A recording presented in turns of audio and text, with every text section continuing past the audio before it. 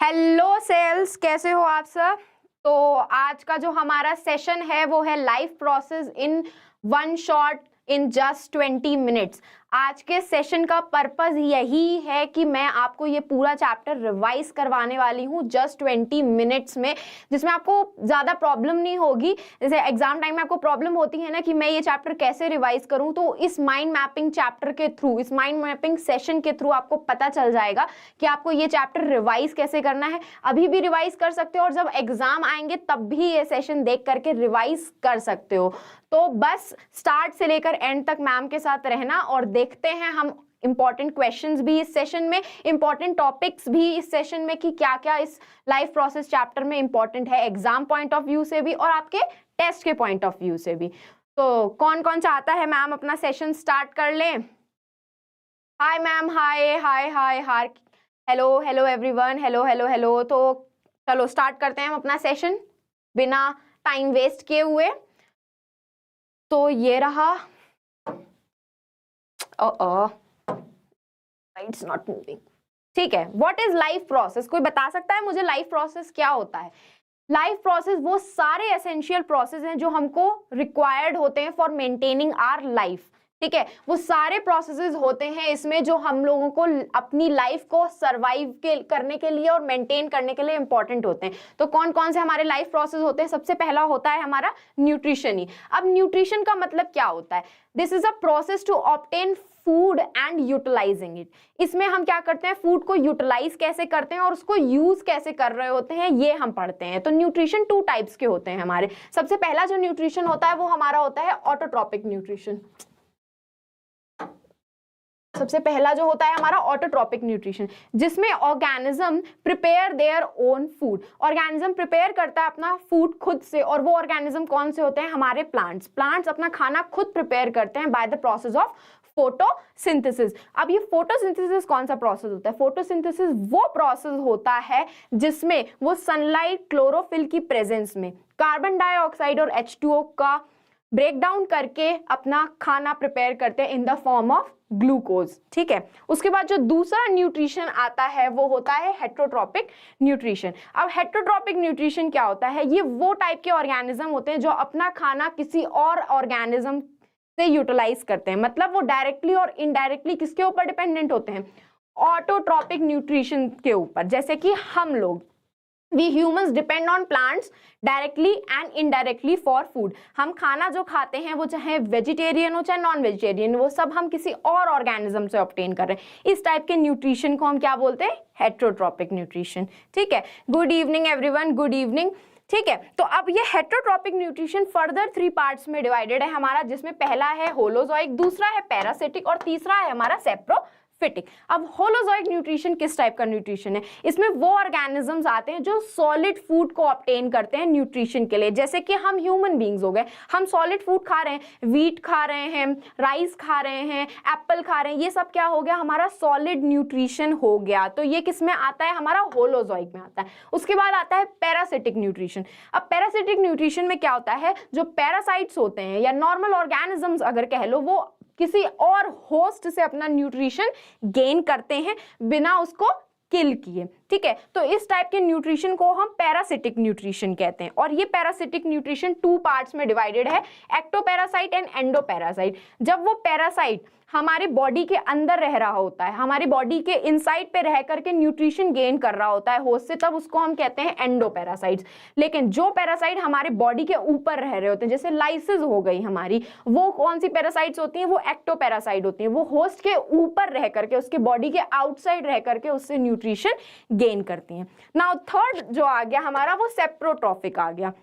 अब सेप्रोफाइट्स जो होते हैं वो हमारे ऑर्गेनिजम्स ऐसे टाइप के होते हैं जो डेड और डिकेइंग मैटर से अपना न्यूट्रिशन गेन करते हैं। जैसे कि हमारा फंगाई हो गए, वो ये डेड और डिकेइंग मैटर पे ग्रो करके उनसे अपना न्यूट्रिशन गेन करते हैं। उसके बाद हमारे आ गए डीकम्पोजर्स, वो भी डेड और डिकेइंग मैटर से ही अपना न्यूट्रिशन गेन करते हैं। तो सबसे पहला लाइफ प्रोसेस हमारा न्यूट्रिशन हो गया।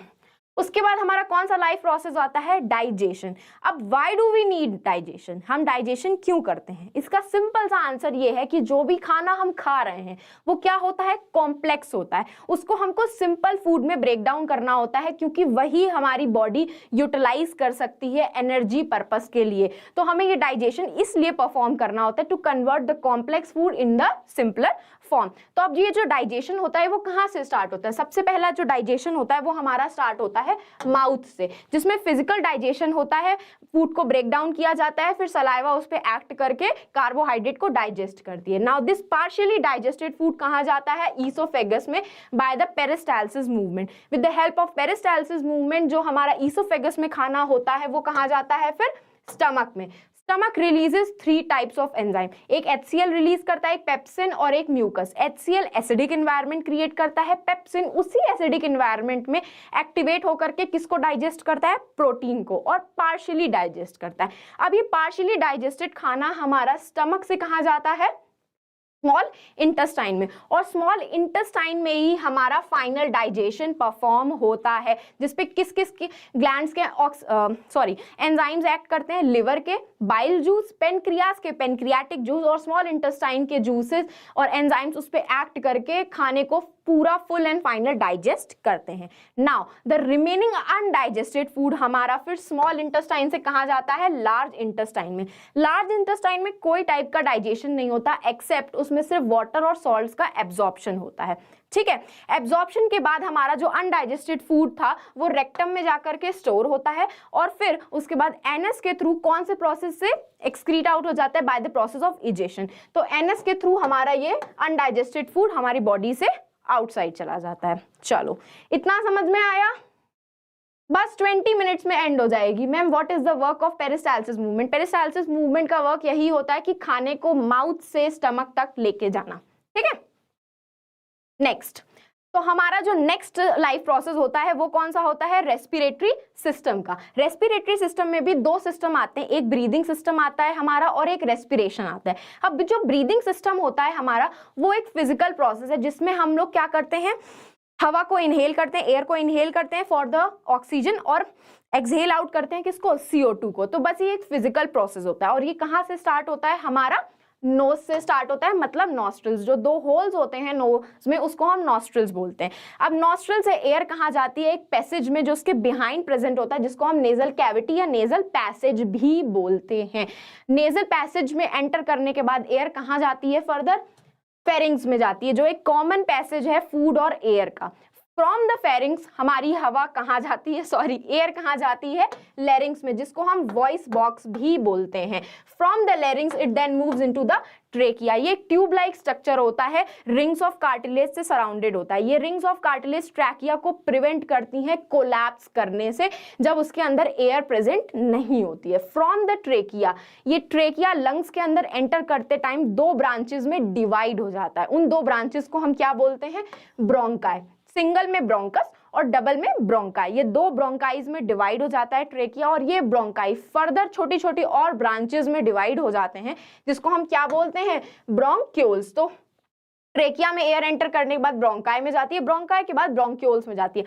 ब्रोंक्यूल्स के बिल्कुल एंड में प्रेजेंट होते हैं एक सैक लाइक स्ट्रक्चर, जिसको हम क्या बोलते हैं, alveoli. These alveoli are sac like structures surrounded by the blood capillaries. ये सैक लाइक स्ट्रक्चर ना थिन कैपिलरीज, ब्लड कैपिलरी से सराउंडेड होते हैं, और मेन जो एक्सचेंज ऑफ गैसेस होता है हमारा वो एल्वियोलाई में ही होता है। तो साइट ऑफ गैसियस एक्सचेंज हमारा कौन सा है, एल्वियोलाई है। ठीक, इतना समझ में आया? तो नेक्स्ट जो हमारा प्रोसेस होता है वो होता है रेस्पिरेशन। अब आपने खाना डाइजेस्ट कर लिया, वो खाना किस में डाइजेस्ट हो गया, सिंपल फॉर्म में। अब वो सिंपल फॉर्म को हमारी बॉडी यूटिलाइज करती है एनर्जी बनाने के लिए। तो वो कैसे होता है, by the process of respiration only. जो सिंपल फॉर्म में हमारा खाना डाइजेस्ट हुआ था ग्लूकोज में, this glucose is converted into pyruvate first, और किस में होता है, ये साइटोप्लाज्म में होता है। ठीक है, ये पायरुवेट हमारा 2 फॉर्म्स में 3 पार्ट्स में डिवाइड हो सकता है on the basis of presence of oxygen. तो रेस्पिरेशन हमारे 2 टाइप के होते हैं, एक होता है एरोबिक रेस्पिरेशन और एक होता है एनारोबिक रेस्पिरेशन।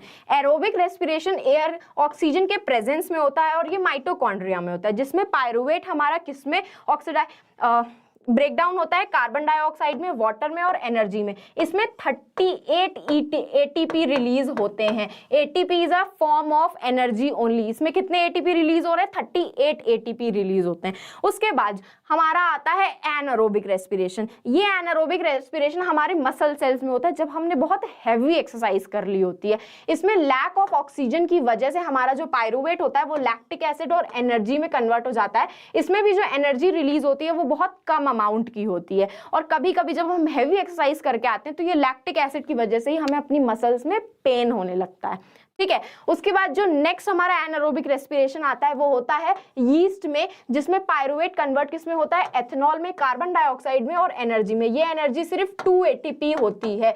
तो एरोबिक और एनारोबिक रेस्पिरेशन दोनों में ही एनर्जी रिलीज होती है, बस फर्क इतना होता है कि एरोबिक में जो एनर्जी रिलीज होती है वो कम अमाउंट की होती है, तो वो उतनी एफिशिएंट नहीं होती है। लेकिन जो एनारोबिक रेस्पिरेशन में एनर्जी रिलीज होती है वो ज्यादा होती है, 38 कंपेयर टू एनारोबिक। तो हमारा एरोबिक रेस्पिरेशन ज्यादा एफिशिएंट है।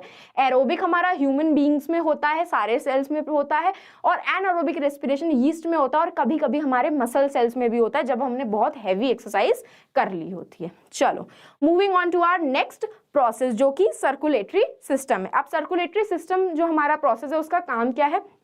जो भी फूड डाइजेस्ट हो गया है, जो भी फूड हमारा डाइजेस्ट हो गया उसको पूरी बॉडी में सर्कुलेट करवाना है for the process of energy gaining, energy के लिए भी और हमें बाकी सारी मूवमेंट करवाने के लिए भी। इंटरनल प्रोसेसेस के लिए हमें वो खाने को, डाइजेस्टेड फूड को पूरा सर्कुलेट करवाना होता है, जिसका काम, और वो सर्कुलेशन का काम कौन करता है? हमारा सर्कुलेटरी सिस्टम। ये हमारा जो सर्कुलेटरी सिस्टम है it is made up of 3 main parts. कौन कौन से पार्ट्स होते हैं? सबसे पहला पार्ट होता है हमारा हार्ट, जिसको हम पंपिंग ऑर्गन भी बोलते हैं। ठीक है, दूसरा होता है हमारा ब्लड वेसल्स। ये ब्लड वेसल्स 3 टाइप्स की होती हैं। एक होती हैं आर्टरीज, दूसरी होती हैं वेन्स और तीसरी होती है हमारी कैपिलरीज। ठीक है, उसके बाद जो थर्ड कंपोनेंट आता है सर्कुलेटरी सिस्टम का वो होती है सर्कुलेटरी फ्लूइड, जो और कोई नहीं हमारा ब्लड ही है। तो कैरियर कंपोनेंट हो गया हमारे ब्लड वेसल्स, पंपिंग ऑर्गन हो गया हमारा हार्ट और ब्लड वेसल्स। ठीक है, उसके बाद जो फ्लूइड सिस्टम बना रहा है वो हमारा हो गया ब्लड। ठीक है, now if we talk about our heart, heart क्या है? एक रफली ट्रायंगुलर शेप ऑर्गन होता है जो सराउंडेड होता है एक पेरिकार्डियल मेम्ब्रेन से। ये 4 चैम्बर्ड ऑर्गन होता है। देखो 4 चैम्बर्स दिख रहे हैं। अपर 2 चैम्बर्स को हम एट्रियम बोलते हैं एंड लोअर 2 चैम्बर्स को हम लोग वेंट्रिकल बोलते हैं। Left side of the heart में भी 2 चैम्बर्स प्रेजेंट होते हैं जो कि रिसीव करता है ऑक्सीजनेटेड ब्लड, और right side of the heart receive करता है डीऑक्सीजनेटेड ब्लड हमारा। ठीक है, ये एओर्टा होती है। एओर्टा सबसे लार्जेस्ट आर्टरी होती है हमारे बॉडी की। ये superior and inferior vena cava जो होती हैं ये डीऑक्सीजनेटेड ब्लड को हमारे अपर और लोअर बॉडी पार्ट से लेकर के किसमें पोर डाउन करती हैं? Right side of the heart में। जबकि जो पल्मोनरी वेन है ये ऑक्सीजनेटेड ब्लड को लंग्स में से लेकर आती है कहां पे? लेफ्ट एट्रियम में। तो अभी मैं आपको सर्कुलेशन बताने वाली हूं हमारे हार्ट का, कि ब्लड हमारा कैसे पंप होता है थ्रू द हार्ट। ठीक है, उस प्रोसेस को हम क्या बोलते हैं? Double circulation. अब देखो डबल सर्कुलेशन हम क्यों बोलते हैं? क्योंकि हमारा जो ब्लड है वो हार्ट से 2 टाइम्स सर्कुलेट हो रहा है। कैसे हो रहा है?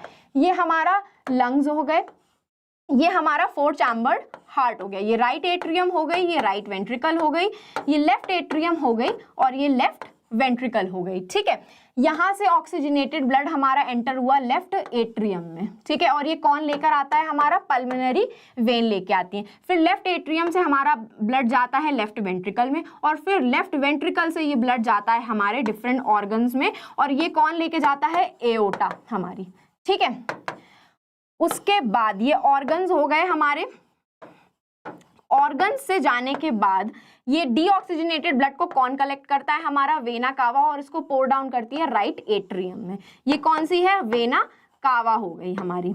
ठीक है, फिर राइट एट्रियम से ये ब्लड जाता है राइट वेंट्रिकल में। राइट वेंट्रिकल से ब्लड हमारा कहाँ जाता है? लंग्स तक for the process of oxygenation. तो ब्लड हमारा 2 बार सर्कुलेट हुआ हार्ट में से, इसीलिए इसको हम डबल सर्कुलेशन भी बोलते हैं। और ये डबल सर्कुलेशन कौन सी होती है? एक पल्मोनरी सर्कुलेशन होती है जो लंग्स के थ्रू हो रही होती है, और एक सिस्टमिक सर्कुलेशन हो रही होती है जिसमें हमारे सिस्टम, हमारा ऑर्गन इंक्लूडेड होते हैं। तो हमारा डबल सर्कुलेशन, जो पल्मोनरी सर्कुलेशन कहाँ से स्टार्ट हुआ हमारा, कोई बता सकता है मुझे? कोई बता सकता है पल्मोनरी सर्कुलेशन कहाँ से स्टार्ट हुआ? राइट वेंट्रिकल से हमारा ब्लड गया कहाँ पे? पल्मोनरी आर्टरी में। पल्मोनरी आर्टरी से ये हमारा गया लंग्स में, लंग्स से ये गया हमारा पल्मोनरी वेन में, पल्मोनरी वेन से ये हमारा गया लेफ्ट एट्रियम में। तो ये था हमारा पल्मोनरी सर्कुलेशन। पल्मोनरी इसलिए बोला गया क्योंकि इसमें लंग्स इंक्लूडेड थे। उसके बाद हमारा आता है सिस्टमिक सर्कुलेशन। ठीक है, सिस्टमिक सर्कुलेशन कहाँ से स्टार्ट होता है? सिस्टमिक सर्कुलेशन हमारा लेफ्ट वेंट्रिकल से स्टार्ट होता है। लेफ्ट वेंट्रिकल से ब्लड हमारा जाता है एओर्टा में, एओर्टा के बाद ब्लड हमारा जाता है ऑर्गन्स में, ऑर्गन्स के बाद ब्लड हमारा कहाँ पे कलेक्ट होता है? डीऑक्सीजनेटेड वेना कावा कलेक्ट करती है वो सारे डीऑक्सीजनेटेड ब्लड को। वेना कावा फिर उसको पोर डाउन करती है राइट एट्रियम में। तो ये था हमारा सिस्टमिक सर्कुलेशन और इससे पहले वाला हमारा था पल्मोनरी सर्कुलेशन। और इन दोनों को अगर मिला दोगे तो उसी को ही हम क्या कहते हैं? Double circulation. ये बहुत इंपॉर्टेंट टॉपिक है, इससे क्वेश्चंस जरूर आते हैं, तो इसको जरूर से जरूर पढ़ के जाना। चलो तो आते हैं हमारे नेक्स्ट प्रोसेस पे जो है हमारा एक्सक्रीटरी सिस्टम। नाउ अब हमारा जितना भी लाइफ प्रोसेस हो रहा है उसमें कोई ना कोई बाय प्रोडक्ट्स तो ऑब्वियसली बनता ही है। तो ये एक्सक्रीटरी सिस्टम का काम हमारा यही होता है कि इन बाय प्रोडक्ट्स को हमारी बॉडी से रिमूव आउट करना, एक्सक्रीट आउट करना। और ये कौन करता है? हमारा मेनली हमारी किडनी करती है। लेकिन हमारे एक्सक्रीटरी सिस्टम में किडनी के अलावा भी और भी ऑर्गन्स होते हैं जो एक्सक्रीशन को परफॉर्म करते हैं। कौन कौन से होते हैं? लंग्स जो एक्सक्रीट आउट करता है, एक्सहेल आउट करता है कार्बन डाइऑक्साइड को जो हमारी बॉडी को रिक्वायरमेंट नहीं होती है। उसके बाद हमारा स्किन, स्किन हमारे नाइट्रोजनस वेस्ट को रिमूव करता है, यूरिया को, और बहुत कम अमाउंट में in the form of sweat. हमको स्वेटिंग होती है, पसीना आता है जिसके थ्रू हमारा वेस्ट जो है वो एक्सक्रीट आउट होता है। और उसके बाद लास्ट हमारे आ गए किडनीज जो नाइट्रोजनस वेस्ट यूरिया को मेनली एक्सक्रीट आउट करता है हमारी बॉडी में through the process of urination, formation of urine. Urine की फॉर्मेशन से वो हमारी बॉडी से नाइट्रोजनस वेस्ट को एक्सक्रीट आउट करता है। चलिए ठीक है, तो अब एक बार हम लोग किडनी का डायग्राम देख लेते हैं कि इसमें पार्ट्स कौन कौन से होते हैं, क्योंकि यही पार्ट्स पे क्वेश्चन आता है, इनके फंक्शंस पूछे जाते हैं कि किडनी में या एक्सक्रीटरी सिस्टम में कौन से पार्ट का क्या फंक्शन होता है। ठीक है, किडनी मेन हमारा यूरिन फॉर्मेशन में इंपॉर्टेंट होती है। जो हमारी यूरिन फॉर्मेशन होती है वो किस में होती है? किडनी में। उसके बाद ये यूरिन कहाँ कलेक्ट होकर के आती है? Ureters are the tube like structure जो इस यूरिन को कलेक्ट करके कहाँ लेकर आते हैं? यूरिनरी ब्लैडर में। ये यूरिनरी ब्लैडर उस यूरिन को थोड़ी देर के लिए स्टोर करती है जब तक आपको अर्ज नहीं होती है यूरिनेशन की, और जैसे ही वो अर्ज होती है यूरिनेशन की थ्रू द यूरेथ्रा ये यूरिन एक्सक्रीट आउट हो जाती है हमारी। तो ये सारे जो पार्ट्स हैं हमारे एक्सक्रीटरी सिस्टम के ये बहुत इंपॉर्टेंट है, पूछे जाते हैं, तो इसको जरूर पढ़ के जाना। चलो तो अब लास्ट देख लेते हैं हम यूरिन फॉर्मेशन हमारी कैसे होती है। यूरिन फॉर्मेशन के 3 मेजर स्टेप्स होते हैं। पहला होता है अल्ट्राफिल्ट्रेशन, दूसरा होता है रीएब्जॉर्प्शन और तीसरा होता है हमारा ट्यूब्यूलर सिक्रीशन। तो जो सबसे पहला होता है वो अल्ट्राफिल्ट्रेशन कहाँ पे होता है? हमारा ग्लोमेरुलस में। और ये ग्लोमेरुलस किसका पार्ट होता है? नेफ्रॉन का। ये स्ट्रक्चरल और फंक्शनल यूनिट होती है किडनी की जो मेनली रिस्पॉन्सिबल होती है किडनी में यूरिन फॉर्मेशन के लिए। ये पॉइंट बहुत इंपॉर्टेंट है, पूछा जाता है कि which part of the kidney is the structure and functional unit for urine formation. तो उसका आंसर नेफ्रॉन होगा। ये सारे नेफ्रॉन के ही पार्ट हैं जिसमें यूरिन हमारी पहले कहां पास होती है? ग्लोमेरुलस से। ग्लोमेरुलस में अल्ट्राफिल्ट्रेशन होता है, जितना भी glucose, amino acid, urea, waste product सब ग्लोमेरुलस अपने अंदर एब्जॉर्ब फिल्ट्रेट कर लेता है। ये फिल्ट्रेट हमारा पहले ब्लड हमारा पहले एफरेंट आर्टेरियोल से आता है ग्लोमेरुलस में। ग्लोमेरुलस और अल्ट्राफिल्ट्रेशन को परफॉर्म करता है जिसमें ग्लूकोज, अमाइनो एसिड, आयंस और यूरिया जितने भी वेस्ट प्रोडक्ट हैं उसको सबको फिल्ट्रेट कर लेता है। फिल्ट्रेट करने के बाद हमारा ये फिल्ट्रेट जाता है बोमैन कैप्सूल में। ये बोमैन कैप्सूल क्या करता है? हमारा इसको फर्दर फिल्ट्रेट को आगे लेकर जाता है कहाँ पे?